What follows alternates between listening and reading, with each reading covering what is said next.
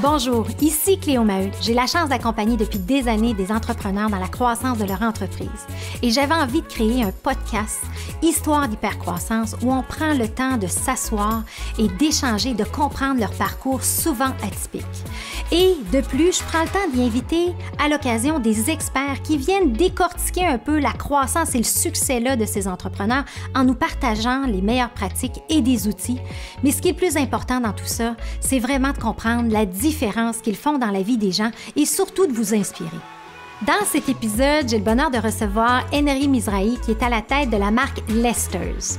Qui n'a pas mangé les bonnes saucisses à hot dog de Lesters? On les connaît tous, mais l'histoire est encore plus inspirante. L'entreprise Lesters a été fondée il y a 91 ans et Henry et sa femme Bonnie, que j'adore, ont bâti quelque chose d'unique et d'extraordinaire, tout en gardant le côté familial et rigoureux d'une agilité d'une PME, mais se permettent de rêver d'une vision et des grandes organisations en investissant énormément pour faire en sorte que les dernières technologies soient là, les derniers équipements soient là, que la culture harmonieuse y soit.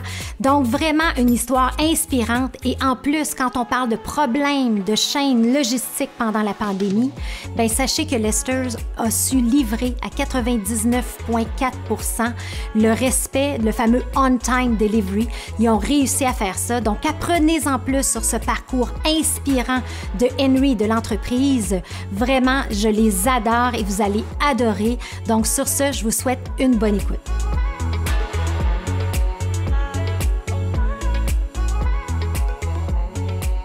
Alors, aujourd'hui, j'ai le bonheur de recevoir Henry Mizrahi, qui est à la tête de Lesters. Donc, bienvenue, Henry. Merci, Cléo.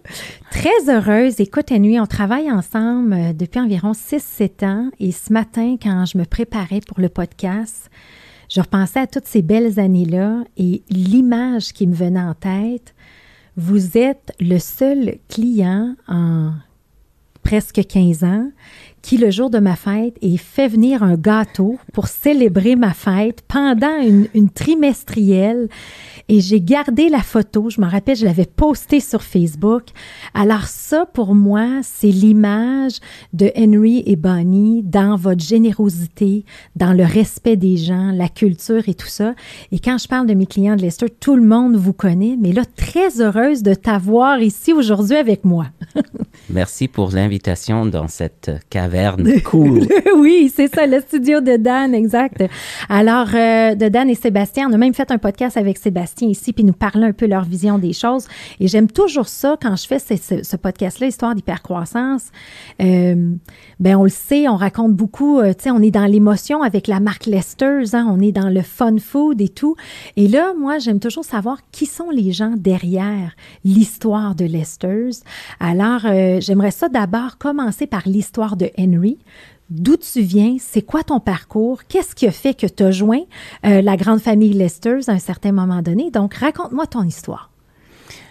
J'ai eu la chance de grandir dans une famille où mon père travaillait pour CN. Puis, si tu veux avancer dans CN, tu dois vivre dans plusieurs villes. Alors, j'ai eu la chance de vivre à Winnipeg, ici à Montréal, à Moncton. J'ai vu le Canada. Oui. Et ça m'a donné une vision, je vais dire, plus ouverte, bilingue, sur toutes les possibilités si on comprend chaque région, chaque culture. Bref, alors ça, c'est mon parcours comme enfant.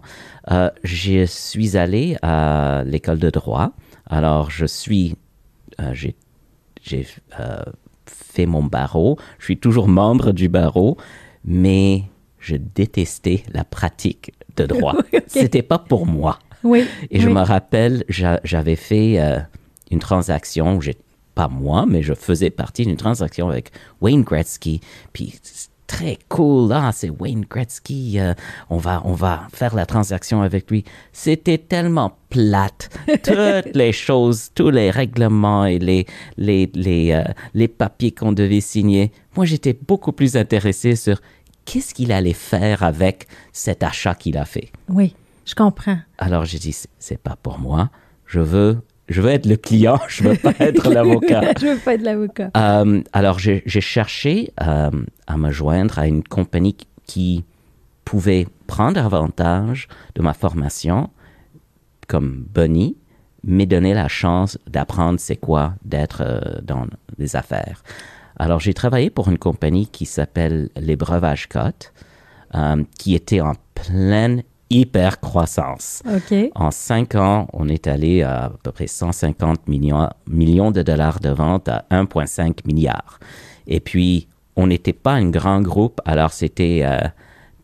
j'avais pas des spécialités, c'est tu fais tout pour nous aider à avancer. Puis j'ai appris certaines leçons de ça. À 150 millions, on faisait beaucoup d'argent. À 1,5 milliard, on perdait beaucoup d'argent. Ah oui. Alors, la hypercroissance sans une discipline et une compréhension de votre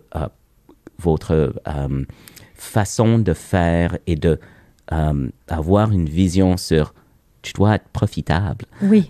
Tout ça, c'est des leçons que j'ai appris et j'ai dit après 5-6 ans, OK, moi je suis prêt à prendre ces leçons-là. Oui. Et bâtir ma propre business. Fait que c'était l'hypercroissance, mais pas à n'importe quel prix. Tu sais, puis de le faire de la bonne façon pour être capable d'avoir un impact sur la qualité de vie des gens. On sait, tu sais, Lester, vous impliquez, et vous aussi personnellement, Bonnie et toi, vous redonnez beaucoup à la communauté. Alors ça, c'était les balbutiements. Mais là, on a été vite parce que là, dans le fond, le cours de droit, tout ça, cette intention-là d'affaires puis de business, c'est venu vraiment, le déclic est venu avec Wayne Gretzky de dire, moi, je veux plus être le client et de travailler dans l'organisation qui s'est rendu à 1,5 milliard. Le rôle, c'était un peu tout. C'est tout ça? Quels sont les rôles que tu as occupés pendant ce travail-là? J'ai commencé comme directeur de marketing pour une compagnie, pour la division ici au Québec. OK. Après ça, il y avait une vieille bâtisse à Laval qu'on voulait vendre et puis bâtir une usine high-tech ici à Montréal pour faire l'embouteillage. Très automatisé, puis on parle du début des années 90, alors il y a longtemps. Alors, j'étais impliqué dans vendre quelque chose. Okay. Bâtir une usine. J'avais aucune expérience dans tout ça, mais personne n'avait l'expérience.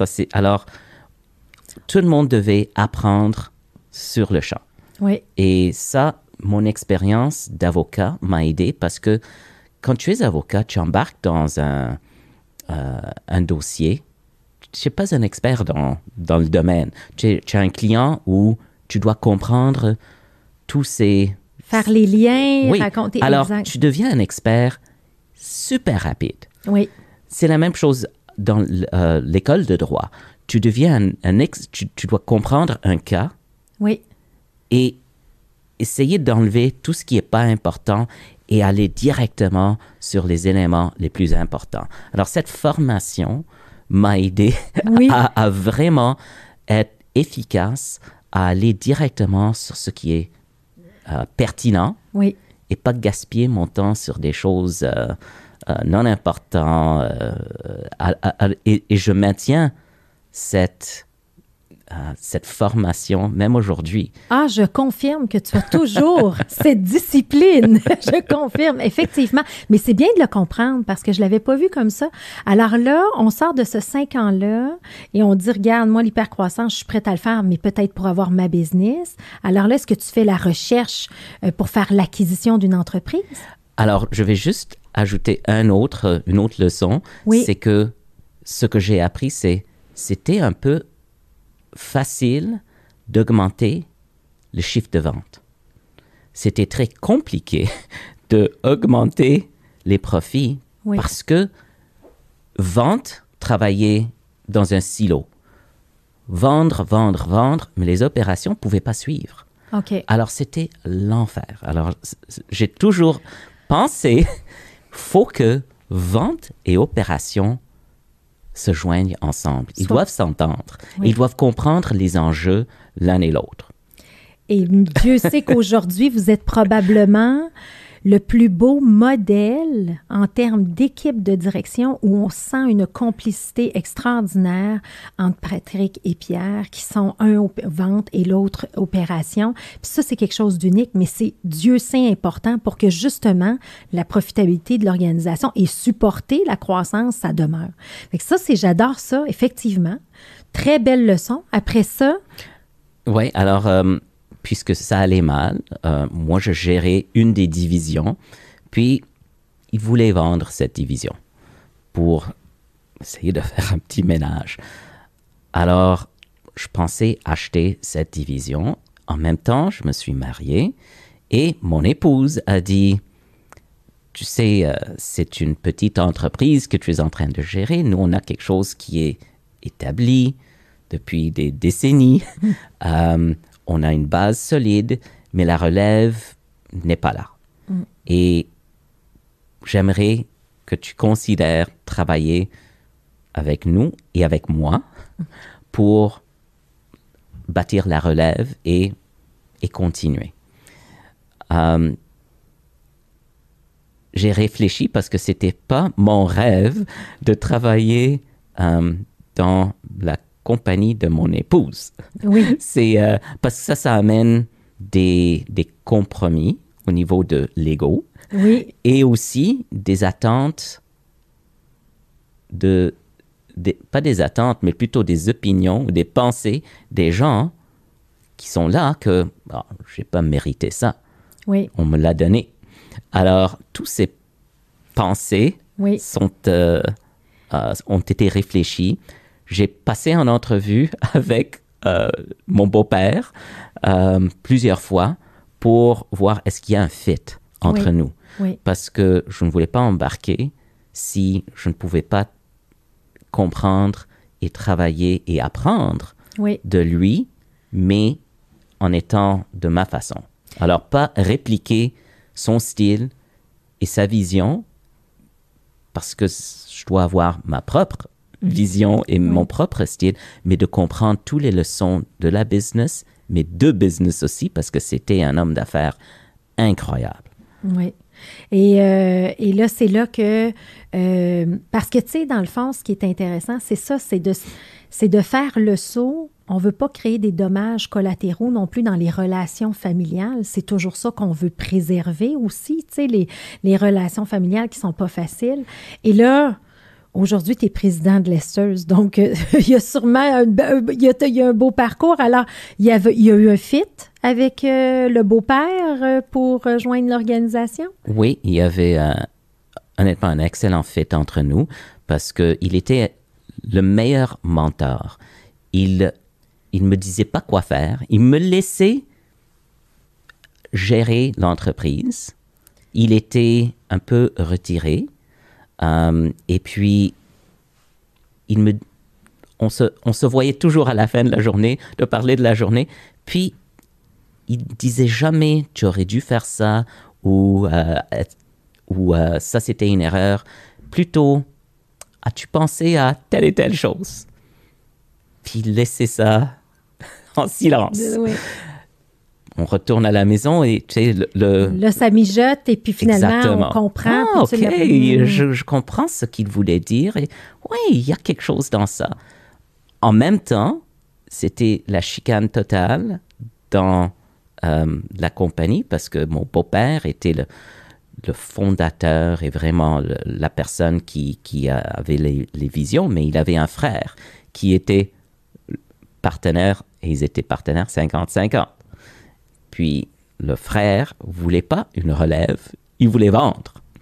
Okay. Alors, il y avait une chicane monstrueuse avec des avocats, avec presque... on était poursuivis. Et puis, finalement, on s'était entendu qu'on allait engager un arbitre pour établir une valeur de l'entreprise. 30 jours, presque 30 jours d'arbitrage. Finalement, il y a eu une valeur qui a été établie. Et comme ça, l'oncle de mon épouse Bonnie avait au moins la confiance que si on allait acheter, c'était à la valeur marchande. Alors, la valeur a été établie. Bonnie et moi, on a dit, nous, on est les acheteurs. On sait, on est confiant qu'on sait quoi faire pour amener l'entreprise complètement à un autre niveau. Les deux, on avait travaillé là pendant plusieurs années. Moi, 4 ou 5. Bonnie, presque 10. Et on a acheté la compagnie. Mon beau-père est devenu le président du conseil et a pu vraiment se retirer avec le plaisir tranquille. et un esprit très tranquille qu'il a préparé la relève. Oui. Et il est décédé 3 ans après la transaction, mais en paix. Oui, le sens du devoir accompli probablement, puis de ce qu'il avait créé, parce qu'aujourd'hui, Lester's fête combien d'années? Alors, aujourd'hui, on est à 91 ans de succès. De succès. Et quel est, justement, en parlant parce que tout le monde connaît la marque Lester's, c'est quoi l'histoire un peu de Lester's et des deux frères? Comment ça a débuté, démarré, cette histoire-là? C'est une histoire vraiment typique d'immigrants montréalais. Oui. C'est un homme, Max Lester, qui est venu de l'Est de l'Europe, puis 2 ou 3 années après avoir arrivé, je crois en 1928, il a ouvert un restaurant, un deli, sur le boulevard Saint-Laurent en 1931. Tout petit deli, parce que il a amené les recettes de la famille, oui. Puis tout le monde ouvrait des delis. C'était quelque chose qui se faisait. Alors, il a ouvert ce deli, mais le deli, c'était pas juste lui. C'était la famille qui travaillait là. Oui. Son épouse, ses enfants. Et c'était l'entreprise familiale. Les enfants allaient à l'école, retournaient pour travailler le soir, travailler les week-ends. C'était une vie, je vais dire, dure, mais le deli avait du succès. Et quand d'autres ont ouvert et puis fermé, celui-là a continué de se développer. Ils ont ouvert un plus grand deli. Les enfants grandissent. Mon beau-père et son frère disent c'est un succès, mais nous, on veut aller dans une autre direction. On ne veut pas avoir un restaurant. On veut fournir des restaurants. On a des visions, on va dire, plus grandes. Et on veut produire ces belles recettes, mais pour les restaurants partout au Canada. Et des épiceries. Alors, en 1964, ils ont construit une usine derrière le deli, sur 4 étages. Et au bout de 6 ans, ils n'avaient plus de capacité. Ils ont acheté du terrain à Laval, beaucoup de terrain, dans un endroit quasiment agricole. Et ils ont construit une usine. Et les choses ont rapidement avancé. Puis il y avait eu des agrandissements au courant des années. Et ça allait bien jusqu'à ce qu'entre eux, ça n'allait pas bien. Oui. Mais puis souvent, c'est des histoires malheureuses qui arrivent. Tu sais, je veux dire, il y a toujours ça arrive, ces choses-là. Mais à ce moment-là, lorsqu'ils ont parti l'entreprise, c'était quoi la production? Est-ce que c'était du smoked meat? C'était-tu des saucisses? Qu'est-ce qu'ils produisaient à ce moment-là? Qu'est-ce qu'ils voulaient approvisionner les restaurants pour voir? Est-ce que c'est la même chose aujourd'hui? On sait qu'il y a une belle évolution, mais... Yes. Alors, le smoked meat était le produit vedette et principal qu'ils voulaient distribuer partout. Et puis, ils ont développé des saucisses, ils ont développé des pepperonis, des salamis, des produits du deli. Alors, ce qu'ils faisaient en toute petite quantité, ils ont fait dans des plus grosses quantités. Puis aujourd'hui, l'usine, le pied carré de l'usine à Laval, c'est combien? 160 000 pieds carrés. Fait qu'on parle de plusieurs agrandissements, ouais. Dont la dernière qui a été complétée il y a quelques années. Il y a 4 ans. 4 ans aussi, un investissement majeur que vous avez fait. Alors, Bonnie et toi, vous vous retrouvez propriétaire de l'organisation.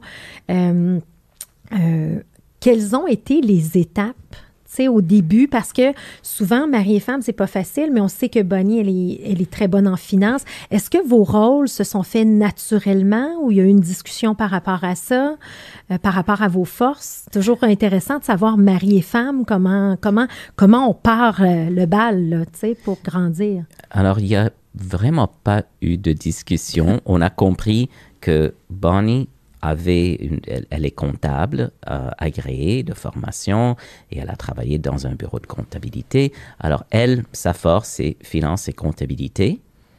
Et puis, moi, j'ai géré tous les autres départements, mais toujours en discussion ensemble sur ce qui se passait. Notre journée, on est rarement juste, on va dire, nous deux à discuter des choses. C'est toujours on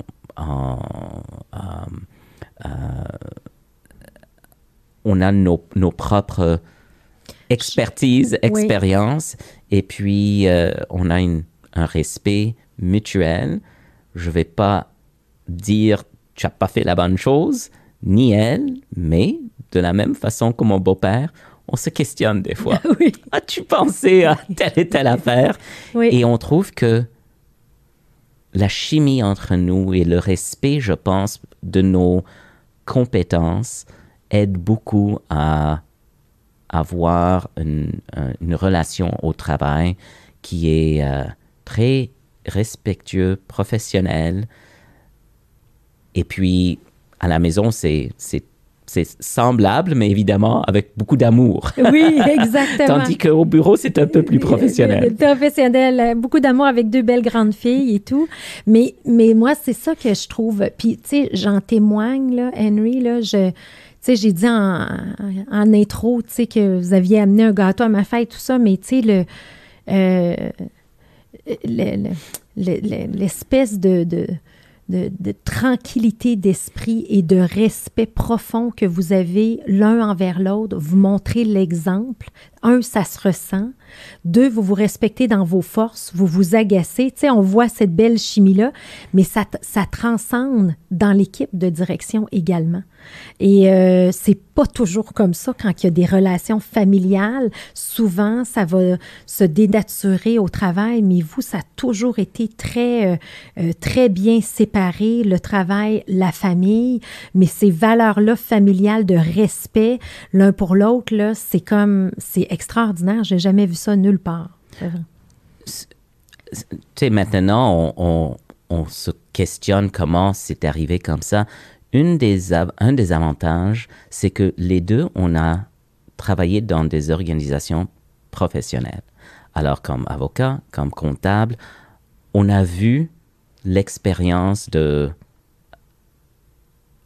entreprise familiale et les expériences souvent pas très faciles. Oui, exact. Alors, on a vu ça, puis je pense dans les deux cas, ça mijote pour dire on veut pas une entreprise familiale, on veut une culture familiale, mais une entreprise professionnelle. Oui. Comme ça, les gens ne sentent pas que c'est la famille qui est le propriétaire ou qui gère. Pas du tout. On est président et vice-président finance, puis on a d'autres vice-présidents et directeurs. Tout le monde participe, tout le monde a un rôle, et c'est pas... et on n'amène pas certains des aspects négatifs qu'on pourrait avoir dans une entreprise familiale. Il y a beaucoup d'aspects très positifs. Oui. Alors, on essaye de prendre les meilleurs de ça et se débarrasser des... oui, mais ça, définitivement, des plus difficiles. c'est un élément de succès de Lester jusqu'à ce jour. Et là, vous reprenez les rênes. Et là, ça fait combien d'années que vous êtes propriétaire? En quelle année ce changement-là s'est fait? Ça a été fait en 2005. Alors, ça fait 17 ans. 17 ans. Alors, 17 ans que vous travaillez ensemble, tout ça. Quelles ont été les phases et les étapes de croissance? T'sais, parce qu'aujourd'hui, c'est pas du tout la même chose qu'il y a 17 ans. Alors, peux-tu me raconter le parcours et l'expérience de vous deux à la tête de la compagnie? Alors, quand on a pris possession comme propriétaire officiellement, l'entreprise avait cet aspect, je vais dire, culturel de l'entrepreneur traditionnel qu'on voit souvent qui, on va dire, le visionnaire et aussi celui qui pousse, qui est, toutes les décisions va par cette personne. Oui. Et des fois, c'est ça que ça prend pour élever une entreprise et l'amener à un niveau où ça a une base solide. C'est tout à son honneur, mais j'aime beaucoup le livre de Marshall Goldsmith qui dit « What you got here won't get you there ». C'est qu'à un certain moment donné, ça fait son temps. Hein? On sait dans une nouvelle ère. Alors, vous, probablement, vous amenez un vent de fraîcheur. Alors, on voyait qu'il y avait beaucoup de ce qu'on appelle des yes men et yes women. Alors, qui étaient habitués à juste exécuter ce que mon beau-père voulait faire. Oui. Puis, ça, c'était pas, comme on a discuté, ça, c'était pas notre façon de faire. Alors, la première des choses, c'était de réorganiser l'équipe de direction avec des gens qui pensaient plus comme nous. Puis, c'était naturel, il y a eu des retraites qui se sont faites, des gens qui ont vu que c'était temps. Et tout a été fait avec un respect, mais avec une clarté que ça n'allait pas être comme c'était.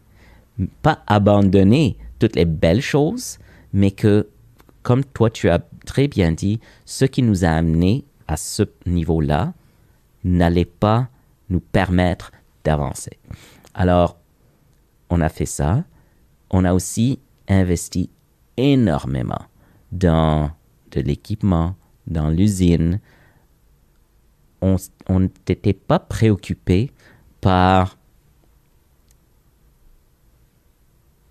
les profits pour nous.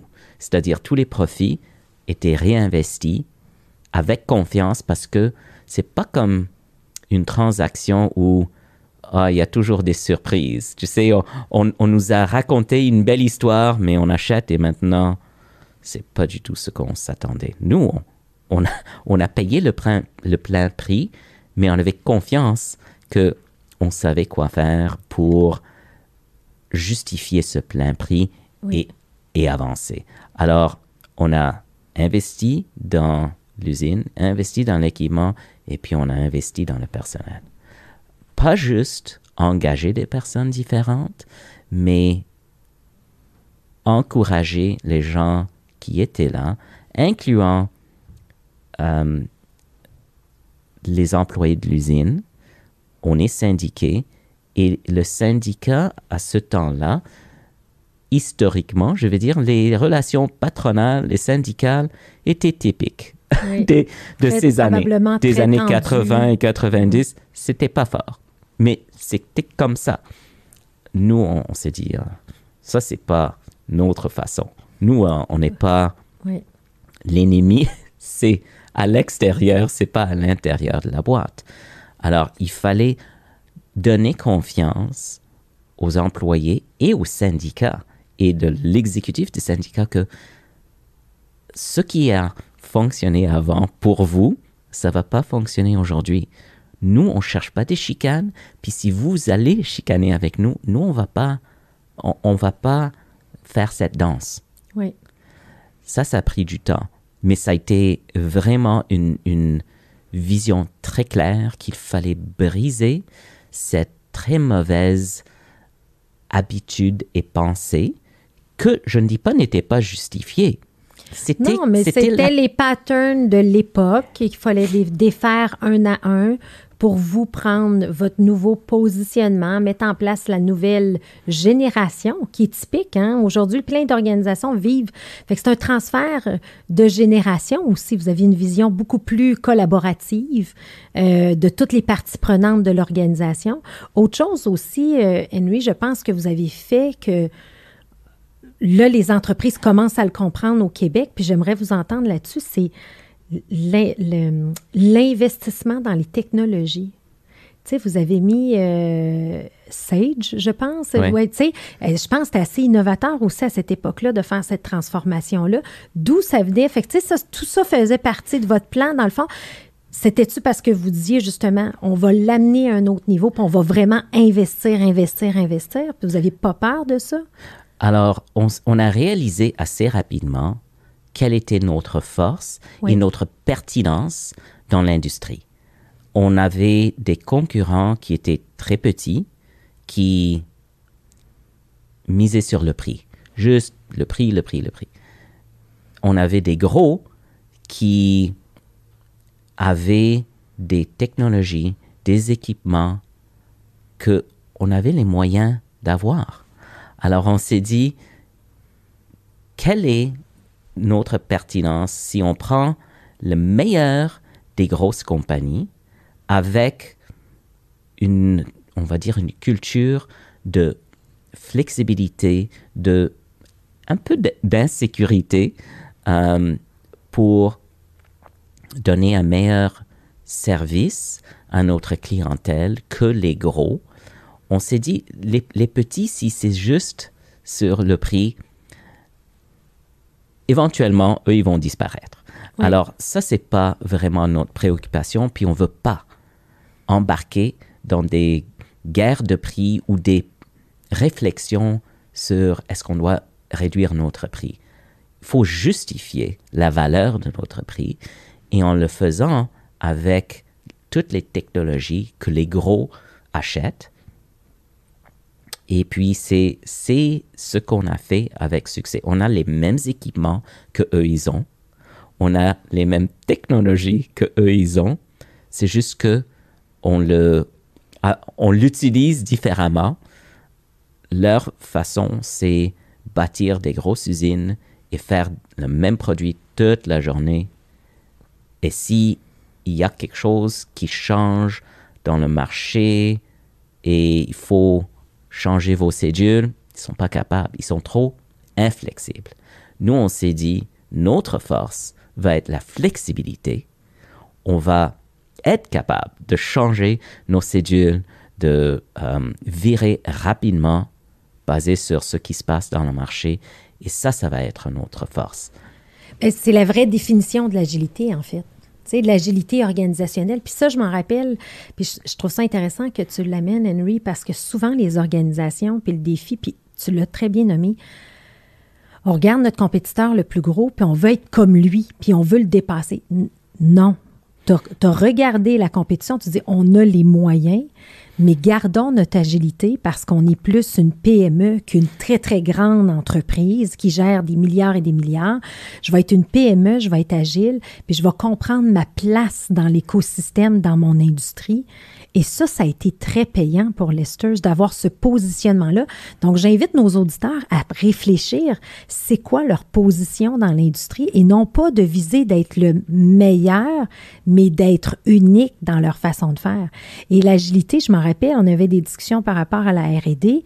Des grosses organisations comme ça vont prendre 6 mois à faire un développement de produit. 2 mois. 2 ans. 2 ans. 2 ans. Mais vous allez être capable de le faire en 6 semaines parfois, hein? Oui. De par votre agilité, adaptabilité, compréhension des tendances, des besoins. Alors, vous avez vraiment compris vos compétences fondamentales de dire, nous, on peut être les meilleurs là-dedans. Donnons-nous les outils, mais on peut le faire. Et ça, c'est important. C'est pas toutes les organisations qui comprennent leur rôle dans l'écosystème et comment ils peuvent être uniques. Ça, je pense, on a compris assez rapidement qu'il n'y avait pas beaucoup d'entreprises de notre grosseur. Et on avait alors la chance de pouvoir prendre les meilleurs des gros et les meilleurs des petits, mettre tout ensemble et puis avancer, mais pas avec des rêves de répliquer les négatifs des grosses compagnies. C'est-à-dire, il faut avoir une communication qui est rapide, autant chez notre clientèle ou nos fournisseurs qu'à l'interne. Oui. Pas d'avoir une bureaucratie, pas avoir de politique. Alors tout ça, on avait cette vision de ce que on voulait que l'entreprise soit. Puis avec cette vision, je pense qu'on a très rapidement pu communiquer cette vision à l'interne. Comprendre. Et comprendre, ouais, et comprendre. Ce qui a donné une sécurité aussi aux gens que on avait une vision. Ça a aidé beaucoup à établir la confiance à l'interne parmi les employés que on n'était pas comme peut-être d'autres entreprises de troisième génération qui allaient juste coaster sur les succès et puis tranquillement, la compagnie commence à se dégrader. Ouais. Ils ont vu qu'on était visionnaire, ambitieux, mais raisonnable dans nos ambitions. Oui. Pas à n'importe quel prix, pour justement avec les leçons apprises Ouais. que tu as eues au début de ta carrière, tu sais, qui a amené ça. Et là, aujourd'hui, le portefeuille de Lesters, on connaît la marque dans le commerce de détail en épicerie. Hein? Il y a la marque Lesters. Donc, ce n'est pas juste maintenant de la vente dans la restauration, ce que vous appelez le food service. Je ne sais pas comment on le traduit en français. Le service alimentaire. Le service alimentaire, c'est moins beau. Mais semble food service, je comprends toujours ça, mais la fameuse terminologie anglaise. Mais dans le fond, il y a deux grandes divisions. Et c'est toujours intéressant. Est-ce qu'à cette époque-là, en 2005, il y avait deux divisions comme ça ou c'est vous qui avez vraiment créé la marque Lesters au détail? Il y avait les deux divisions et beaucoup d'efforts ont été mis pour essayer de créer une notoriété au détail, mais nos sondages montraient que ça passait pas. Il y avait des grosses marques, ils faisaient beaucoup de publicité et puis on était le troisième joueur, mais vraiment loin des deux autres. Alors ça aussi, on a dit, pour avoir plus de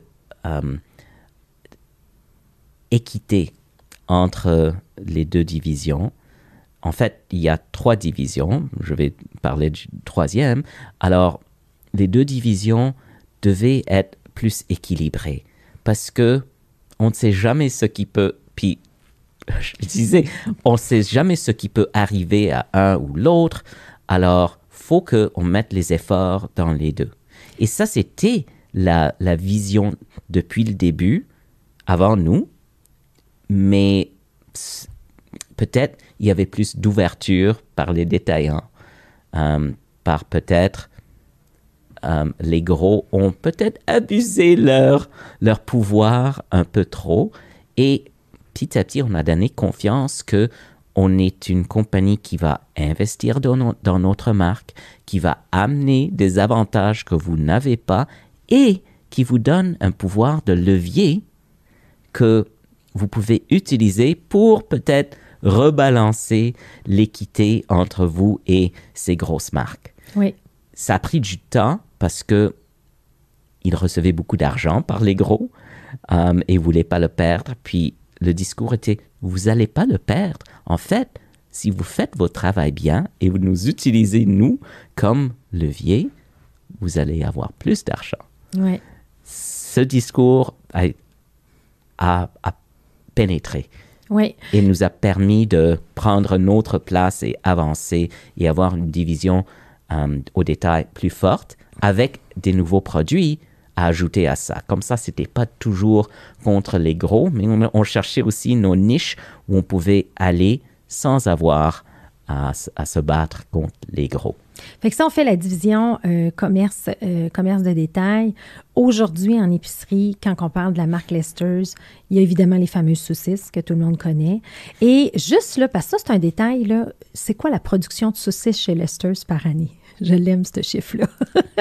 Ça m'impressionne. Je dois dire que quand je le dis, c'est toujours avec, je ne crois pas le chiffre. Oui. Alors, on produit presque 200 millions de saucisses hot dog par année. par année. Écoute, c'est quelque chose. Wow! Alors on l'a dans le commerce de détail, tout ça, mais il y a une qualité aussi qui était là, qui a toujours été. Fait qu'il y a des points, tu sais, quand on parle d'agilité, agilité dans le service, vous êtes allé également toutes chercher les certifications, les normes de conformité, les plus grands niveaux de qualité, vous les avez aussi également à l'usine quand vous faites auditer et tout. Et là, on a le smoked meat, on a le pepperoni, on a plein, il y a quand même une belle variété de produits. Oui, alors on fait des ribs, on travaille maintenant des produits de poulet, de porc. Alors on était, quand on a commencé vraiment, on était connu pour le smoked meat et les hot dogs. Puis aussi, on voulait dire, on avait comme vision qu'on ne peut pas juste avoir ces deux gros produits vedettes et d'autres produits connexes. Il faut avoir une gamme de produits plus élargie si on veut vraiment avoir une hyper croissance. Alors, c'est ce qu'on a fait, c'est ce qu'on continue de faire. Le poulet, par exemple, c'est une protéine qui... On avait très peu d'expérience auparavant. Maintenant, on fait des produits de poulet, on fait des innovations au niveau de poulet. On n'est plus une compagnie de bœuf ou de hot dog. On est une compagnie qui fournit une vaste panoplie de protéines. De protéines, exactement. Donc, il y a cet éventail-là pour justement la diversification. Fait qu'il y a la diversification dans les produits offerts aux consommateurs. Puis, tantôt, on parlait de diversification de marché. Donc, le service alimentaire a fermé, a connu un shutdown complet dans les dernières années, d'où la bonne prévision que vous avez eue avant de toujours avoir les deux secteurs. Donc, un secteur qui est allé plus en croissance que l'autre. Mais tu disais qu'il y en avait un troisième. Oui. Alors, ce qu'on fait, c'est on produit des marques pour d'autres compagnies. Alors, ou bien c'est des produits qui vont prendre ce qu'on produit et le mettre en tablette dans des épiceries directement, ou ils vont prendre notre produit, puis ça va être... et ça fait partie d'une transformation que l'autre compagnie va faire. Alors, on prend l'exemple, par exemple, de Pogo, qui est une marque très connue. Nous, on fournit les saucisses pour Pogo. OK. Fait que c'est le marché. C'est un exemple. Oui, c'est ça. Donc, c'est le business to business, dans le fond, le plus inter-entreprise qui, eux, vont gérer leur marque. Donc, et donc, oui, je comprends. Et on fait de la marque privée aussi. Oui. Alors, on fait de la marque privée pour des détaillants, des épiceries, mais aussi pour des distributeurs. Alors, on essaye on investit dans notre marque, mais on investit dans notre business aussi. La pandémie, qui n'était pas du tout quelque chose qu'on aurait pu penser, mais on pensait toujours qu'il fallait se protéger pour avoir ces piliers, et parce qu'on ne sait jamais ce qui peut arriver. Par exemple, si il décide, un détaillant comme Métro décide « je ne veux plus les saucisses Lester's ». OK, ça peut arriver. Alors, qu'est-ce qu'on a pour se protéger? On ne voulait jamais se mettre en péril de la business à cause d'une décision prise par un client. Oui, ou un acheteur qui change ou qui a quelque chose par rapport à ça, effectivement. Alors, on comprend la diversification. Ça, c'est la beauté. De Lester's. On comprend son positionnement dans l'écosystème aussi, qui est la beauté du modèle d'affaires comme tel. Mais il y a tout un... Quand on parle d'ADN, Lester's, là, puis ça, on l'a beaucoup travaillé ensemble, c'est définir l'ADN. Et il y a des valeurs uniques, il y a des compétences fondamentales. Et ça, c'est quelque chose que toi, tu t'es approprié puis que tu as voulu amener plus loin dans l'organisation. Est-ce que tu pourrais m'en parler un petit peu de cette culture-là? Là? Ouais. Alors, ça, je vais reculer et dire, mon beau-père me disait toujours, l'argent se fait dans l'usine. Alors, j'ai appris cette leçon de lui, et puis mes expériences où vente allait d'un côté, opération n'était pas capable de suivre. On a développé dans notre ADN une expertise dans l'exécution. Et sur ça, ça veut dire, il y a une situation qui se passe, comment est-ce qu'on va régler ça ensemble? C'est pas, tu as un problème de manque d'effectifs, c'est ton problème, les opérations à régler. Non, c'est notre problème. Alors, qu'est-ce qu'on va faire ensemble pour chercher des gens de venir travailler avec nous? Oui. 2, est-ce que ça veut dire que on ne va pas être capable de produire tout ce qu'on a à produire? Et si c'est le cas, vente, opération, qu'est-ce qu'on peut faire pour faire le plus avec la réalité la actuelle. réalité? Et c'est toujours de dire, c'est pas ton problème et c'est pas à toi de trouver la solution, c'est notre problème et c'est à nous de trouver la solution. Ça a été l'aspect, je vais dire, qui est presque impossible à répliquer. Moi, je peux le dire ouvertement, il n'y a rien de confidentiel de ça. Essaye de répliquer ça ailleurs. Oui. Tu ne peux pas, parce que ça prend les gens qui ont pas juste cette compréhension, mais qui ont les valeurs. Tu peux comprendre, oui, mais c'est normal, ils vont se parler. Tu sais, quand tu es sur le champ de bataille, tu peux pas juste le comprendre, tu dois le vivre. Oui. Notre équipe, on vit ça. Et ça nous permet d'être tellement, tu as mentionné le mot agile, rapide, fiable. Quand on dit qu'on va faire quelque chose à notre clientèle ou à nos fournisseurs, on le fait. Est-ce que tu pourrais donner les chiffres, justement, de fiabilité de tout pendant la pandémie par rapport à la compétition et les fournisseurs? Et vous, là, c'est tellement intrinsèque que c'est même moi qui ai levé la main de dire « Hey, mais c'est extraordinaire, votre service, là, réalisez-vous ça? » Fait que c'est, tu sais, quand on parle en mode pandémie, de par la communication et la synergie qui se crée dans l'équipe actuellement, vous avez respecté un niveau une adhérence de 99 points. En tout cas, je veux. Alors, dans l'industrie, pas juste alimentaire, mais l'industrie, ton niveau de service reflète que un client te place une commande pour une livraison et que toi, tu as comme obligation de livrer ce qu'il a commandé le jour qu'il le veut. Très facile. Sauf, c'est très compliqué. Alors, être à 100% tout le temps, ça se fait pas. Il y a trop de facteurs. Alors, Walmart voulait auparavant, il disait, on cherche 98%. Mais les compagnies n'étaient pas capables de faire ça, alors ils recevaient des punitions. Nous, on était toujours, on visait l'excellence, on visait le 100%, puis on était toujours 99 points quelque chose. On sait que dans notre industrie alimentaire, c'est loin de ça. Mais on prenait ça pour acquis. La pandémie arrive et puis tout est bouleversé.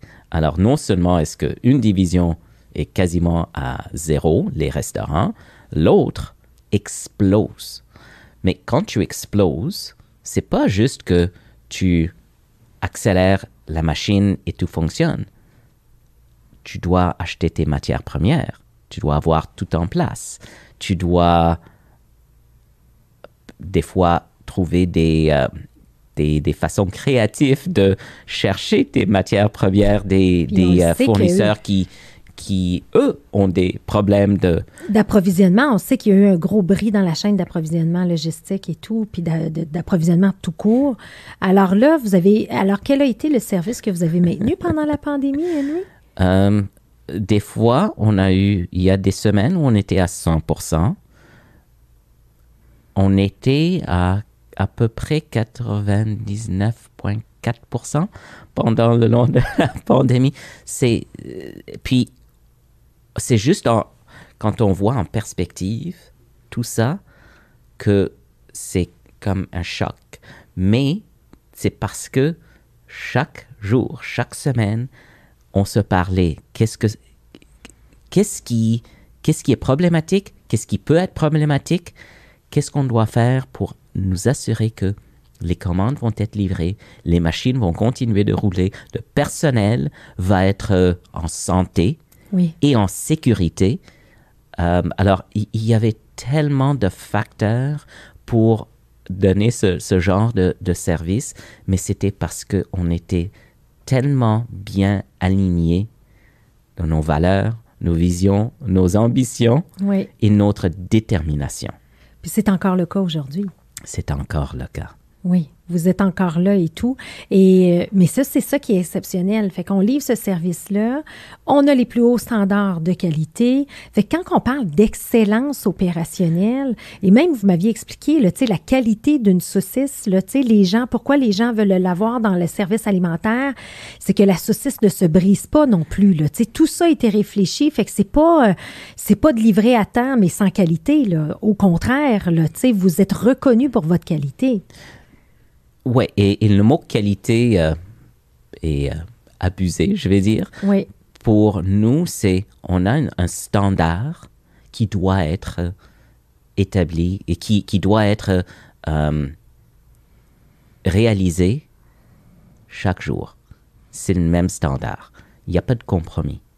Alors, des fois, on va voir que des compagnies vont faire un compromis pour dire faut livrer, alors juste que ça sorte. Dans n'importe quelle industrie, nous, on a dans notre ADN qu'on est venu d'un domaine de restauration. Et un restaurateur va toucher à ton produit toute la journée. Lui, il va voir et comprendre la différence entre les offres et les opportunités. On a toujours été reconnu comme une compagnie qui livrait la même chose jour après jour après jour. Et pas de instabilité. Les problèmes, peut toujours avoir, mais les problèmes restent dans l'usine. Ils ne sont pas envoyés aux clients. Pas envoyés aux clients. Et ça, c'est une mentalité que même si ce n'est pas aux restaurations, c'est pour tous les produits que ça doit être comme ça. Mm-hmm. Et nos employés le savent. Ils savent qu'il y a une fierté que le produit soit toujours à un niveau de conformité, un standard élevé, et que si ce n'est pas, levez la main, parlez. On veut que ça reste dans la boîte. Dans la boîte, exactement. Et ça revient un petit peu à la culture. Mon Dieu, j'aurais plein de questions, puis le temps passe. La chose qui est importante pour moi qu'on parle également, et lui te dit plutôt qu'on est dans un environnement syndiqué. Puis souvent, c'est comme l'environnement syndiqué fait que il n'y a rien à faire, il y a une convention, puis on ne peut rien faire par rapport à ça. Je pense que dans les dernières années, vous avez fait des choses extraordinaires pour la culture de l'organisation. Vous avez un groupe Facebook interne, vous avez un comité culture, vous avez plusieurs choses. J'aimerais ça que tu nous partages tes bons coups puis ta fierté par rapport à ça, ce que vous avez réussi à faire par rapport à la culture et la rétention des employés. Il n'y a pas de division entre des employés syndiqués, non syndiqués. Tout le monde fait partie de la même grande famille. Alors, tout ce qu'on peut faire pour communiquer de l'information, de les bons coups, des fois les mauvais coups, on va le communiquer. Puis, j'ai mentionné avant l'aspect de confidentialité. Honnêtement, aujourd'hui, il y a très peu qui est confidentiel. Alors, ça ne nous dérange pas de communiquer de l'information qui pourrait être diffusée ailleurs, parce que créer cette ambiance d'esprit d'équipe, ça ne peut pas se répliquer. Alors, comme j'ai dit, on va dans notre Facebook, oui, on va parler de l'ancienneté de cette personne, les bons coups de cette personne. Des fois, on va dire, cette personne a découvert un problème. Célébrer cette personne. Comme j'ai dit, ça ne dérange pas si ça sort ailleurs. Ça démontre que on célèbre même les faiblesses. Oui. On ne se cache pas les faiblesses. Alors, oui, il y a beaucoup plus de communication, beaucoup plus de Puis peux-tu nous donner des exemples concrets? Parce que je pense que les gens aiment ça avoir comme des exemples concrets. Vous avez fait, par exemple, le mur des célébrités, là, dans le... Tu sais, donner des choses, plein de belles réalisations que vous faites. Alors, une des choses qu'on voit, c'est... On veut que les gens voient que non seulement eux, ils sont reconnus, mais que la reconnaissance va durer longtemps. Alors, on a un mur des bâtisseurs. Ça, c'est tous les employés qui ont eu plus de 40 ans de service. On a un mur des 25 ans et plus. On a dans chaque cafétéria, parce qu'on a 3 cafétérias différents basés sur le département, on a mis les noms de tous les employés qui travaillent dans ce département et un grand merci. Et c'est pas petit, ça longe le mur de ces cafétérias. C'est pas juste une reconnaissance, mais une appréciation que c'est pas une personne, c'est pas une équipe de direction, c'est tout le monde qui participe au succès de l'entreprise. Puis, oui, on fait des événements, des surprises. On aime amener faire on va appeler ça des cadeaux surprises. On travaille beaucoup sur trouver des choses locales.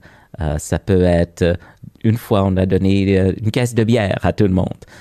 Une autre fois, on a trouvé une compagnie qui fait des condiments locaux. On a donné à tout le monde des condiments, des hot dogs, des pains, et on a dit ça va être une superbe de fin de semaine, amusez-vous. Des fois, on fait des choses avec des fournisseurs pour des poitrines de poulet, par exemple, pour tout le monde. Toujours des choses différentes. On a fait une fois, on a donné des kits de pizza à tout le monde, puis on a dit, soyez créatifs, faites des pizzas à la maison, mais envoyez-nous les photos avec la famille. On veut vous voir dans votre cuisine ou sur le barbecue. Il y avait toutes sortes de choses créatives, mais montrez-nous, partagez. Puis le lundi matin, tout le monde rit et sourit. Je dis, j'ai adoré ta pizza, comment ça a goûté. Ça, c'est essayer de amener la culture, même à la maison, et cet aspect familial, de élargir la définition de familial. Pour, en fait, en quelque sorte, créer le sentiment d'appartenance à Lesters. Au-delà de ça, puis aujourd'hui, il y a tellement de moyens d'y arriver, puis les solutions ou les éléments que tu nous amènes, ça peut très bien inspirer les gens à dire, regarde, des fois, c'est pas grand-chose, mais si tu fais un groupe Facebook privé interne, ça coûte rien. Et je me rappelle même, vous aviez fait pour la Saint-Valentin des gâteaux. Il y avait des gâteaux, en tout cas, tout avec des cœurs, des choses comme ça. Puis surtout, après la pandémie, on a besoin d'humaniser un petit peu le travail, leur donner un sens. Et vous êtes toujours dans une raison d'être du plaisir. Hein? On veut procurer le plaisir. C'est un peu ça la marque. Oui, mais on fait des protéines, mais en résultant, on procure le plaisir. Alors, cet élément-là, on le fait jusqu'à la maison, non pas juste pour la marque comme telle, mais la marque employeur également. Et il y a aussi une certaine pensée que si tu as du plaisir au travail, les gens qui consomment votre produit vont le sentir. Oui. Il y a quelque chose presque spirituel Oui. que puisqu'on fait des produits qui donnent du plaisir, Oui. ça doit être fait avec amour, ça doit être fait avec joie, et ça va se transmettre dans le produit. Exact. On est vraiment convaincu de ça. Oui, oui, oui, oui, oui, tout à fait. Et l'autre élément que j'aimerais quand même aussi qu'on parle, c'est que, puis tu l'as mentionné au début, parce que souvent, il y a comme un côté très capitaliste, je dirais, au mot hypercroissance, l'hypercroissance, mais vous êtes fiers de faire de l'hypercroissance pour être capable de réinvestir, mais aussi vous vous impliquez dans des causes sociales. Est-ce que tu pourrais nous en parler un peu? J'ai pris connaissance, je vais dire, de deux mots. Charité et philanthropie. Charité, c'est plus court terme. Il y a une cause. Peux-tu acheter des billets pour un souper? Peux-tu m'aider? Je fais un chose de vélo. Ça, c'est charité. Puis, on supporte plein de charité et avec plaisir. L'aspect de philanthropie, pour nous, c'est plus à long terme. C'est d'avoir un impact dans la communauté. Et puisque beaucoup de nos produits font partie des fêtes, des célébrations, des familles, on s'est identifié des causes familiales, santé, enfants, locales.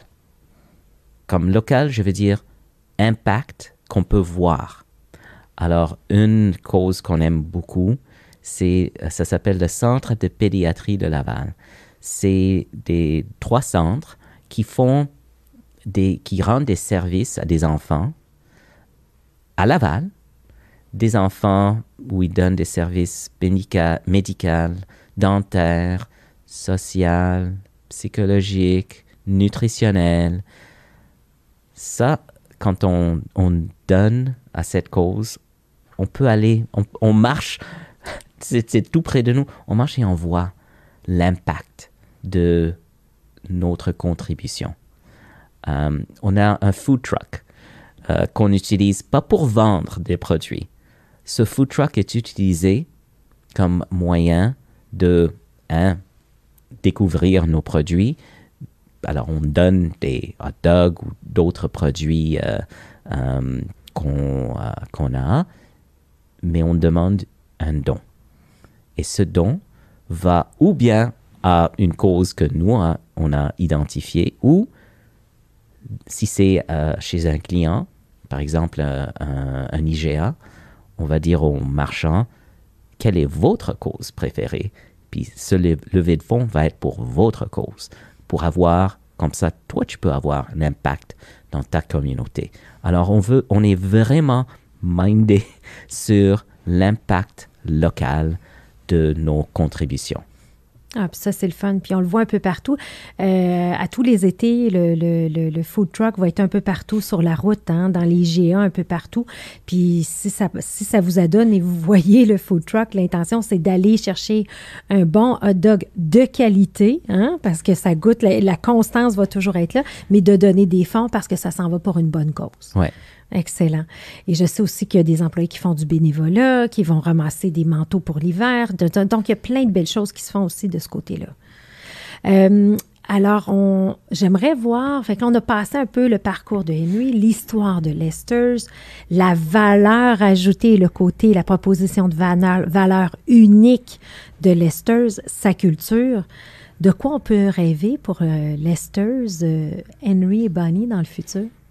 Oh, que ça va continuer, qu'on a une vision qui est claire, qui nous a amenés à ce point-là, mais cette vision peut continuer d'évoluer. Oui. Alors, tu sais, on a les grandes lignes, mais on est toujours très intéressé sur des nouveautés de marketing, des nouveautés de du marché technologique, nouveautés de nos employés, comment les déployer nos ressources dans des nouvelles façons.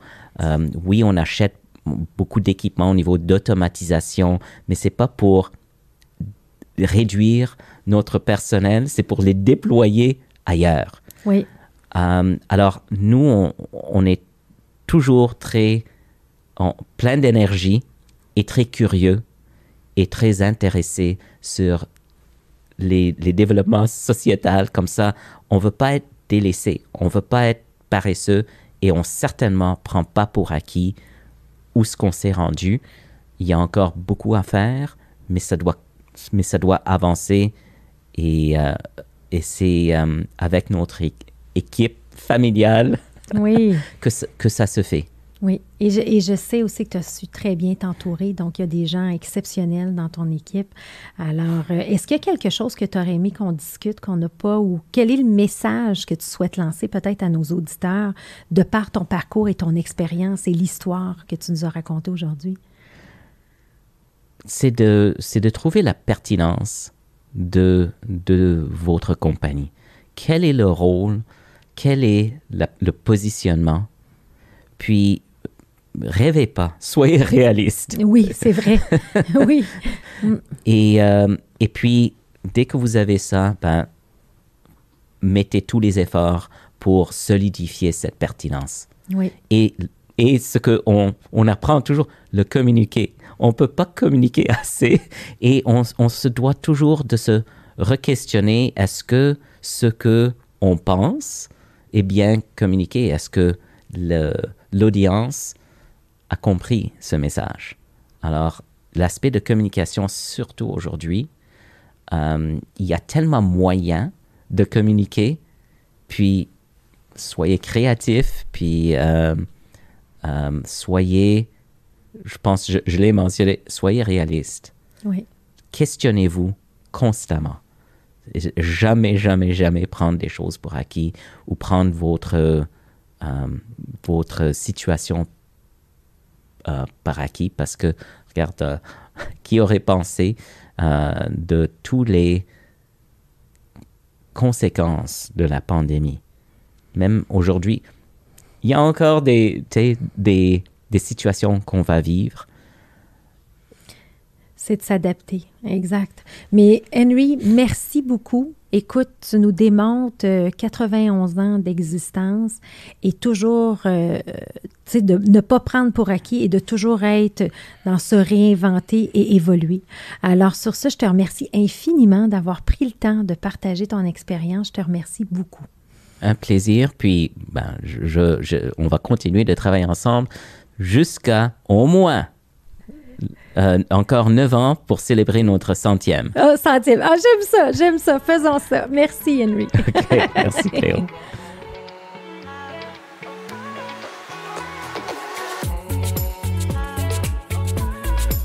À noter que tous les épisodes sont disponibles en format audio sur les principales plateformes de podcast et aussi disponibles en format vidéo sur YouTube.